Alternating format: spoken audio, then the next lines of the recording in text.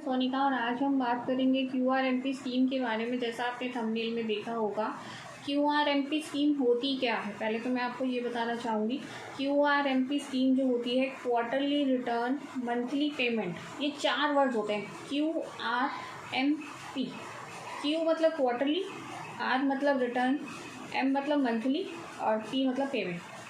Usually जो QRMP scheme के अंदर लोग होते हैं उनको लगता है कि हमें 3 महीने के बाद टैक्स पे करना है, जबकि ऐसा बिल्कुल भी नहीं है। आपको टैक्स पे करना है मंथली, यानी आपकी रिटर्न ज़रूर 3 महीने बाद सबमिट होगी, वो भी सिर्फ 3V। R1 तो आप हमेशा मंथली ही फाइल करेंगे, तभी तो आपके पार्टी को इनपुट मिलेगा। जैसे आपने सेल की 10 लोगों को, राइट, अब आपका टैक्स बन गया 1 लाख रुपए। अब किसी ने आपको बताया ही नहीं कि वो 1 लाख रुपए अगर आपके पास परचेज़ नहीं है तो वो 1 लाख रुपए आपको इसी मतलब ये जैसे अभी मार्च चल रहा था तो मार्च की रिटर्न अप्रैल में फाइल होंगी, तो आपको मार्च का टैक्स अभी अप्रैल में 20 तारीख से पहले पे करना है। इसे बोलते हैं क्यूआरएमपी स्कीम। यूजुअली सीएस जो होते हैं वो बताते ही नहीं, वो कहते हैं कि आप 3 महीने बाद टैक्स पे कर सकते हैं। ऐसा नहीं होता है। अगर आप मंथली का टैक्स नहीं पे करेंगे और आपका टैक्स ड्यू बनता जाएगा, आपको 18% के हिसाब से इंटरेस्ट पे करना पड़ेगा। दोस्तों, ये 18% जो होता है ना, ये आपके टैक्स ड्यू से लेकर टैक्स पेड तक की पूरी कैलकुलेशन होती है। आपको बहुत बड़ी अमाउंट पे करनी पड़ सकती है आपको हर रिटर्न पे, क्योंकि अब गवर्नमेंट ने टैक्स पेड इंटरेस्ट के जो नोटिस हैं वो शुरू कर दिए हैं। 17-18 में भी आए थे, 18-19 में भी आए थे। मैंने अपने क्लाइंट्स के खुद काफ़ी सारे चालान पे किए। ये चालान आपको क्रेडिट लेजर से भी एडजस्ट नहीं होंगे, आपको कैश में ही पे करना पड़ेगा।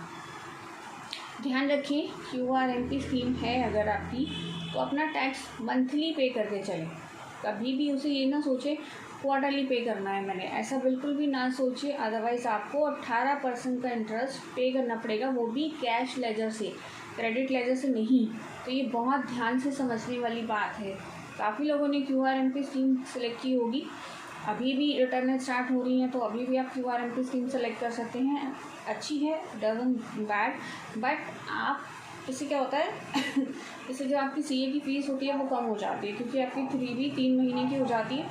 आपकी R1 तो पर मंथ ही रहती है, तो आपको क्या होता है, आपकी सीए की जो पर मंथ की फ़ीस है ना वो कम हो जाती है। बट आपका जो टैक्स है वो आपको हर महीने ही पे करना है, ये आपको ध्यान रखना है। तो क्यूआरएमपी स्कीम को बिल्कुल ध्यान से पढ़ें। अगर आपको नहीं समझ आता तो मुझे कमेंट करके बताइएगा मैं आपको और डिटेल में समझा दूंगी क्यूआरएमपी स्कीम की क्या क्या और बेनिफिट्स और नुकसान दोनों चीज़ें बता दूंगी। और टैक्स का मैटर जो बहुत ज़रूरी है, जो 17-18 में भी आया था, 18-19 में भी आया था, अभी 19-20 में भी स्टार्ट हो जाएगा। इस साल आपको दोस्तों लगता है कितने सालों की असेसमेंट होगी। जैसे पीछे वाले साल में 2 साल की असेसमेंट थी दिल्ली में, इस साल में 2 साल की असेसमेंट एज्यूम करके चलिएगा, 19-20 की और 20-21 की। तो नोटिस 2-2 साल के आ सकते हैं, 19-20, 20-21। इनफैक्ट आपको स्क्रूटनी का भी नोटिस आ सकता है, तो ये भी ध्यान रखिएगा। अपनी टैक्स लायबिलिटीज़ को निकाल कर अच्छे से क्रॉस चेक कर लीजिएगा। टैक्स लायबिलिटी में जितना भी डिफरेंस होता है वो सब निकाल लीजिएगा, कंपैरिजन कीजिएगा 2A 2B का, 3B 2B का, R1 और 3V का, इन सब चीज़ों का कंपैरिजन कीजिएगा। अगर आपको लगता है कंपैरिजन करने से कोई डिफरेंस अमाउंट निकल रही है तो वो आप पे करेंगे। ये सारी चीज़ें आपको ध्यान रखनी है। इस साल में जीएसटी की असेसमेंट स्टार्ट हो जाएगी 2 सालों की, 19-20, 20-21। वैसे 18-19 की डेट जो है वो 30 अप्रैल है, तो तब तक उसकी भी असेसमेंट जो है वो ऑर्डर आने स्टार्ट हो जाएंगे। काफ़ी ऑफिसर्स ने तो ऑर्डर स्टार्ट भी कर दिए हुए हैं, तो आपको ध्यान रखना है, आपकी 2 साल की असेसमेंट जो है वो होने वाली है। तो ये ध्यान रखिएगा जो मैंने आपको समझाया, और हम मिलते हैं दोस्तों नेक्स्ट वीडियो में। आपकी कोई भी क्वेरी हो आप मुझे कमेंट करके ज़रूर बताइएगा। Thank you friends.